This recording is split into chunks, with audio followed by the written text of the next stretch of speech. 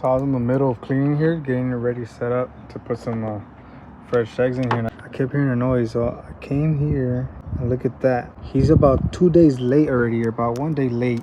So I'm gonna help him out a little bit since he's still trying to chip the egg. It looks like he just chipped it here and he didn't continue chipping all the way around. So I'm gonna help it. I mean, we'll give it a second chance just to see if it'll make it or not. Set my phone up here if that works. Let's see. Yeah, from my experience, when you help with the chicks kind of break out their shells, they usually don't live most of the time, but there could be that rare instance, you know. Just have to be really careful because sometimes their skin is still attached to the yolk. They're still absorbing the yolk, and they're really delicate, so any little scratch you can make them bleed and stuff. So I just have to be really careful here. I don't know if you can see, he's still not coming out of his shell. Typically a strong chick would have already stretched out and hatched out. Like, you're free, buddy, stretch. Yeah, it looks like he might. I mean, we'll give it a try. We'll put him in the brooder. We'll put him back in the other incubator maybe, so he can kind of dry off and stuff. But I don't know, might be no chance, but we'll give it a try. We'll put him in this one here, see if he survives.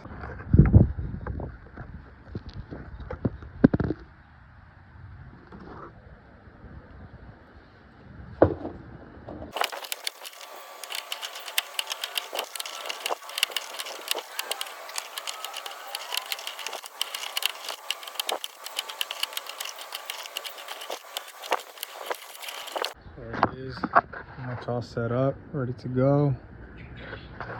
Typically when I get like little small eggs like these, the smaller ones, I tend to just put them out and then replace it with like a larger one, just because it's my belief that the smaller eggs, they might produce smaller chicks. So now it's all set, ready to go. I got it plugged in there. Usually this already comes preset, so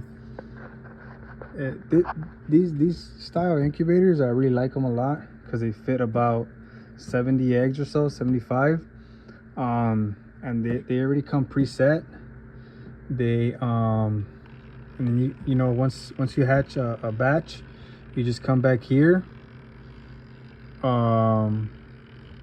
you hold these two buttons for 3 seconds and it resets everything. So it starts from day one. It has a pretty good cycle of rotating the eggs on its own. You know, it tells you how many minutes between each rotating session. You can set your humidity, your temp. I like to set the temp at 99 before lockdown, and then I like to set the humidity at 58, and everything else I just keep the same, and it kind of just does a really good job at everything. You kind of keep this lid right here closed, you keep these closed, and then you just fill up this bottle that it comes with. You fill it up, and from my experience, you fill it up all the way and it'll last you all throughout the incubation cycle. That's my experience. I'm only gonna talk about my experience, what I've done, what I've tried, and what has worked and hasn't. I'm not gonna tell you guys what I heard, or you know, someone said this, someone said that. No, I would be leading you guys wrong. So I'm only gonna show you guys what works for me, what I've tried, my results, stuff like that. But there you have it.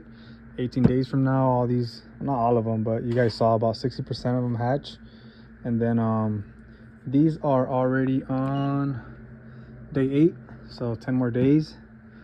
About day 14, 15, we go into lockdown and we take off this tray that's inside so that the rotator stops turning them.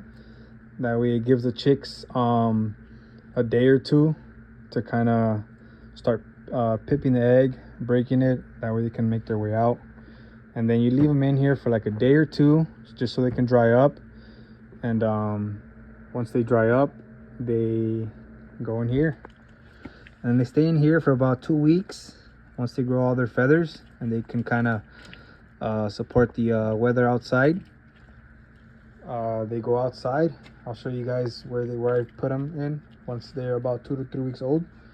I'm gonna take you guys to where I keep them after 2 to 3 weeks, and I keep them here for about, I want to say I keep them here for about another, I'll keep them here for like about another 5 weeks or so. I'll throw them in with my other chicks. Let me see if we can grab one just so I can show it to you guys from up close. Try to grab one for you guys. So here they are. These are about 3 weeks old already. They're pretty big, as you can tell. 3 weeks old, and they're already about this big. So these are not regular Cotournix, these are jumbo. So they get pretty big fast and they stay big for the most part. So, and then I'll move them over to this side over here. And this is where I have all my big ones. It's a closer look. So these are already big mature ones. There's about 40 in here right now. So they like to hide. I have all these hiding spots for them, so they're comfortable laying eggs and stuff.